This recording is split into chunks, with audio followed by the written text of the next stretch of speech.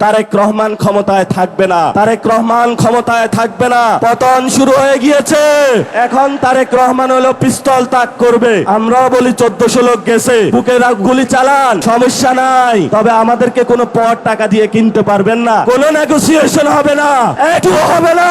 পতন হবে আপনার বাংলার মাটিতে। জনগণ আপনাকে পতন করে এই তারেক রহমানের সন্ত্রাসী দল, ছাত্র দল, যুব দল, আজকে তোমাদেরকে বলবো, কই তোমরা আজকে কোথায় গুপ্ত হয়ে গিয়েছো? আজকে যে রাজপথে দেখা যাচ্ছে না, বাসায় কি ঘুমিয়ে আছো নাকি পালিয়ে গিয়েছো? পালানোর জায়গা পাবেন না। তারেক রহমান নির্বাচনে আসার আগে অনেক জায়গায় ধর্ণা দিয়েছে, ভারত থেকে শুরু করে অনেক ডিপ স্টেটের কাছে তাজমহলের মতন 100 জায়গায় বাংলাদেশকে বিক্রি করেছে। এখন সবাই এসেছে তারেক রহমানের কাছে যে তুমি না আমার কাছে বিক্রি করেছিলা, আরেকজন বলে তুমি না আমার কাছে বিক্রি করেছিলা। তারেক রহমান এখনো মাথা খারাপ হয়ে গিয়েছে, এখন তাদের পাওনা বুঝিয়ে দিতে পারছে না। কারণ বাংলাদেশের মালিকানা তারেক রহমানের নয়, বাংলাদেশের মালিকানা বাংলাদেশের জনগণের। লন্ডন থেকে একজন বাংলাদেশে এসে ছাত্রদল, যুবদলের সন্ত্রাসী বাহিনীকে উস্কে দিয়ে বললেন, আমি হলাম বাংলাদেশের এই গণ অভ্যুত্থানের মাস্টার মাইন্ড। ফলত আমরা সেইকালীন যারা ভারত বন্ধু শেখ মুজিবুর রহমান এবং 24-এর গণ অভ্যুত্থানের সময় তারেক রহমানের লন্ডন থেকে ফেরত এসে মানুষের উপরে ছাত্রদল, যুবদলের সন্ত্রাস চালিয়ে দেওয়াকে ওই রক্ষী বাহিনী, ওই শেখ মুজিব এবং বর্তমান তারেক রহমানের কোনো আমরা পার্থক্য দেখতে পাচ্ছি না। মাননীয় বিরোধী দলীয় নেতা থেকে শুরু করে অনেককেই দাওয়াত দেওয়া হয়েছিল জুলাই গণ অভ্যুত্থানের জাদুঘর উদ্বোধনে, কিন্তু ওনারা ইতিহাসের ঐতিহাসিক দায়িত্ববোধের জায়গা থেকে যেভাবে গত 2 বছর আগে 24-এ রাজপথে জনগণের সাথে ঐক্যবদ্ধভাবে ছিলেন, সরকারের এই লন্ডন চুক্তিতে যে উপস্থিত ছিল ইউনূস, ডক্টর ইউনূস এবং জনাব তারেক রহমান, সেই লন্ডন চুক্তির পার্ট না হয়ে আজকে জনগণের সাথে ঐক্যবদ্ধ হয়ে এখানে উপস্থিত হয়েছেন। এই জন্য আপনাকে ধন্যবাদ জানাচ্ছি। সাথে সাথে আপনি একটি ঐতিহাসিক সিদ্ধান্ত নিয়েছিলেন। সংসদে যখন বলা হয়েছিল বাংলাদেশে একটি সংস্কারের যাত্রা আমরা শুরু করব, কিন্তু সংসদে যখন একটা সংশোধন কমিটি হয়েছে, সেই কমিটিতে যোগের নব্য, রাশেদ, ইনু মেনন যারা আছে তারা অংশগ্রহণ করেছিল, কিন্তু আপনি জাতির ঐতিহাসিক দায়িত্ববোধের জায়গা থেকে বিরোধী দল সেখানে অংশগ্রহণ করে নাই। এজন্য আমরা জনতার পক্ষ থেকে আপনাকে ধন্যবাদ জানাচ্ছি। আমরা আজকে ছোট্ট কয়েকটি কথা বলবো। আমাদের ঐতিহাসিক 71-এর মুক্তিযুদ্ধের আগে যেই ভোট হয়েছিল, সেখানে বাংলাদেশের মানুষ, বাংলার মানুষ যেই দিকে রায় দিয়েছিল, সেই রায় বাস্তবায়ন না করার কারণে মানুষ অস্ত্র হাতে তুলে নিয়েছিল। সেই সময়কালীন যাকে বলা হয় বঙ্গবন্ধু, উনি আসলে ভারত বন্ধু, সেই ভারতে পালিয়েছিলেন। বাংলাদেশের মানুষ, মুক্তিকামী মানুষ বাংলাদেশ যখন স্বাধীন করেছিল, সেখান ভারত থেকে উকি দিয়ে বাংলাদেশে এসে বললেন, আমি বাংলাদেশ স্বাধীন করেছি। যেই মুক্তিযুদ্ধের কথা ছিল সাম্য, মানবিক মর্যাদা এবং ন্যায় বিচার, সেই 3টি ধারাকে ব্যাহত করে বাংলাদেশের রক্ষী বাহিনী গঠন করে বাংলাদেশের মানুষের উপরে ভারতীয় শাসন ব্যবস্থার যে এক্সটেনশন, সেটা তিনি সেই সময় করেছিলেন। তেমনি 24-এর গণ অভ্যুত্থানে যখন মানুষ হাসিনার ফেসিবাদীতে নির্যাতিত, নিপীড়িত ছিল, আজাদির স্লোগান উচ্চারিত হচ্ছিল, সেই সময়কালীন বাংলাদেশের সকল মানুষ রাজপথে ঐক্যবদ্ধভাবে নেমে যখন বাংলার মানুষকে মুক্তি দিয়েছিল, সেই সময়কালীন লন্ডন থেকে একজন বাংলাদেশে এসে ছাত্রদল, যুবদলের সন্ত্রাসী বাহিনীকে উস্কে দিয়ে বললেন, আমি হলাম বাংলাদেশের এই গণ অভ্যুত্থানের মাস্টার মাইন্ড। ফলত আমরা সেইকালীন যারা ভারত বন্ধু শেখ মুজিবুর রহমান এবং 24-এর গণ অভ্যুত্থানের সময় তারেক রহমানের লন্ডন থেকে ফেরত এসে মানুষের উপরে ছাত্রদল, যুবদলের সন্ত্রাস চালিয়ে দেওয়াকে ওই রক্ষী বাহিনী, ওই শেখ মুজিব এবং বর্তমান তারেক রহমানের কোনো আমরা পার্থক্য দেখতে পাচ্ছি না। যদি আমরা পার্থক্য দেখতে না পাই, তাহলে আমাদের ভবিষ্যতের কাজ কি? ভবিষ্যতের কাজ, কোরআনের একটা আয়াত আমি চরমভাবে বিশ্বাসী। সে আয়াতটি হলো ওয়াআইদ্দু লাহুম মাস্তাতাহুম মিন কুওয়া, তোমাদের যতটুকু আছে ততটুকু নিয়েই প্রস্তুতি গ্রহণ করো। বাকি সাহায্য কোথা থেকে আসবে? সাহায্য কোথায় থেকে আসবে?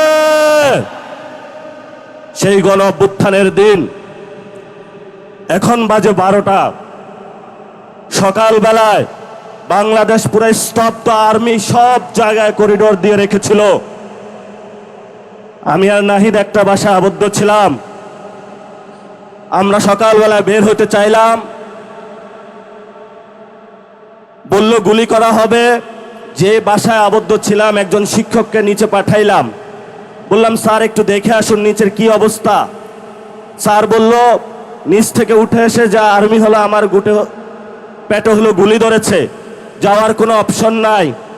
আমাদের অনেক ভাই সেই দিন সকালে শহীদ মিনারে অবস্থান নিয়েছিল, সেইখানে অনেক গুলিবিদ্ধ হয়েছিল।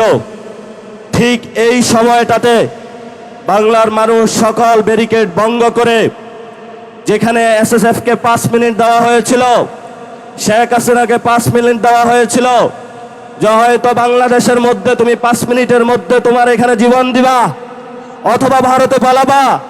সেই সময় আপনারা পুরো বাংলাদেশে ঐক্যবদ্ধভাবে পুরো বাংলার রাজপথে নেমে এসেছিলেন। সেই সময়কালীন 5 তারিখে তারেক রহমান বাংলাদেশে ছিল না। বাংলাদেশে ছিল আমার কৃষক, বাংলাদেশে ছিল মজুর, বাংলাদেশে ছিল রিক্সা চালক, বাংলাদেশে ছিল সবজি বিক্রেতা, বাংলাদেশে ছিল গৃহিণী, বাংলাদেশে ছিল আলেম, বাংলাদেশে ছিল ছাত্র। তারেক রহমানের কোনো ছায়া আমরা সেই দিন রাজপথে দেখি না। নতুন করে বাংলাদেশে এসেছে, হালগতি বুঝার আগেই সব সিদ্ধান্ত নেওয়ার শুরু করেছে। আমরা বলেছি আপনাকে স্পষ্টত, আপনি যদি ক্ষমতায় থাকতে হয় আপনি গণভোটের রায় বাস্তবায়ন করতে হবে। যেই পরিস্থিতি পাকিস্তানি জান্তাদের হয়েছিল বাংলার জনগণের রায় না মানার কারণে, সেই পরিস্থিতি আপনার সাথেও হবে। কারণ এই প্রধানমন্ত্রীর চেয়ার এটা আপনার না, এটা বাংলাদেশের জনগণের। ফলত আমাদের চেয়ার নিয়ে কেউ যদি ছিনিমিনি খেলে, আমরা তো সেই চেয়ারকে রক্ষা করতেই হবে আমাদের। আমি ছোট্ট একটা গল্প দিয়ে শেষ করব। তাজমহল একজনে প্রায় 100 বারের মতন বিক্রি করেছিল। সব খরিদ্দার আইসা খুঁজে যে আমি তাজমহলের মালিক, কিন্তু তাজমহলের মালিকানা কি কেউ নিয়েছে না ওই ব্যক্তিও হয়েছে? এটা ভারতের সম্পত্তিও ছিল। তারেক রহমান নির্বাচনে আসার আগে অনেক জায়গায় ধর্ণা দিয়েছে, ভারত থেকে শুরু করে অনেক ডিপ স্টেটের কাছে তাজমহলের মতন 100 জায়গায় বাংলাদেশকে বিক্রি করেছে। এখন সবাই এসেছে তারেক রহমানের কাছে যে তুমি না আমার কাছে বিক্রি করেছিলা, আরেকজন বলে তুমি না আমার কাছে বিক্রি করেছিলা। তারেক রহমান এখনো মাথা খারাপ হয়ে গিয়েছে, এখন তাদের পাওনা বুঝিয়ে দিতে পারছে না। কারণ বাংলাদেশের মালিকানা তারেক রহমানের নয়, বাংলাদেশের মালিকানা বাংলাদেশের জনগণের। আমাদেরকে এনশিওর করতে হবে যদি বাংলাদেশের মাটি, বাংলাদেশের বায়ু, বাংলাদেশের পানি ভারত বা অন্য রাষ্ট্রের কাছে কেউ বিক্রি করতে চায় ক্ষমতার লোভে, আমরা রাজপথ থেকে সেই সকল মানুষ থেকে বাংলাদেশের স্বাধীনতা এবং সার্বভৌমত্ব নিশ্চিত করতে হবে। এতে যদি আমাদের জীবনে যায়, আমাদের কোনো পরোয়া আছে? চোখ তুলে নিয়েছে ইন্টারের একজন ছাত্রের, মাথা খারাপ হয়ে গিয়েছে যে চোখ তুলে ওদের। গতকালকে যোগসুর সম্মানিত যিনি নির্বাচিত জিএস, উনি বললেন যে এখানে যোগসুতে যে টেন্ডারটা হবে এই টেন্ডার কোনো চাঁদাবাজদের হাতে পড়া যাবে না। যখনই এই কথা বলা হয়েছে ওরা রামদা চাপাতি হক স্টিক দিয়ে সর্বসম্মিলিত ঢাকার যারা সন্ত্রাসী গোষ্ঠী আছে, একটা শিক্ষা প্রতিষ্ঠানে তারা আক্রমণ করেছে। সেখানে আক্রমণ করেই তারা ক্ষান্ত হয়নি। আপনারা দেখেছেন হবিগঞ্জে আমরা চিকিৎসা নিতে পারি নাই, সেখানে হসপিটালে গিয়ে তারা আক্রমণ করেছে। ঢাকাতেও গিয়ে তারা হসপিটালে অ্যাটাক করেছে, সেখানে চিকিৎসা নিতে দেয় নাই। এই তারেক রহমানের সন্ত্রাসী দল, ছাত্র দল, যুব দল, আজকে তোমাদেরকে বলবো, কই তোমরা আজকে কোথায় গুপ্ত হয়ে গিয়েছ? আজকে যে রাজপথে দেখা যাচ্ছে না, বাসায় কি ঘুমিয়ে আছো নাকি পালিয়ে গিয়েছ? পালানোর জায়গা পাবেন না। জনতা জেগে উঠেছে। ইনশাআল্লাহ ভবিষ্যৎ বাংলাদেশে আমাদের একটি শপথ নিতে হবে। এই শপথ হলো আগামীতে ইসলাম এবং সার্বভৌমত্বকে নিয়ে অনেক ষড়যন্ত্র শুরু হয়েছে। আপনারাই একমাত্র গার্ড, যারা এটা রক্ষা করবেন। জীবন দিয়ে হলো এটা রক্ষা করতে হবে। কারণ গত 53 বছরে অনেকেই বলেছিল যে অনেকেই নাকি বাংলাদেশের স্বাধীনতার সপক্ষের শক্তি। আগামীতে আমরা দেখব কারা বাংলাদেশের পক্ষে, কারা বিপক্ষে, কারা লন্ডনী, কারা দিল্লি আর কারা ঢাকার অনুসারী, সেটা আগামী যুদ্ধে প্রমাণিত হবে। মুখে মুখে বললে প্রমাণ করা হবে না। আমি হেফাজতে ইসলামের ভাইদের একটু উদ্দেশ্য করে বলবো, লড়াইটা এখন বাংলাদেশের সংস্কারের লড়াই। লড়াইটা এখন গণভোটের রায় বাস্তবায়নের লড়াই। লড়াইটা হলো শহীদদের বিচারের লড়াই। আপনারা আসুন, এই লড়াইতে আসুন। আমরা আর কোনো দ্বিধাবিভক্তি চাই না। কারণ বাংলাদেশের মানুষ, এখন বলা হয়ে থাকে মেয়ারে হক, আমি তো মানি সাহাবায়ে কেরাম সত্যের মাপকাঠি।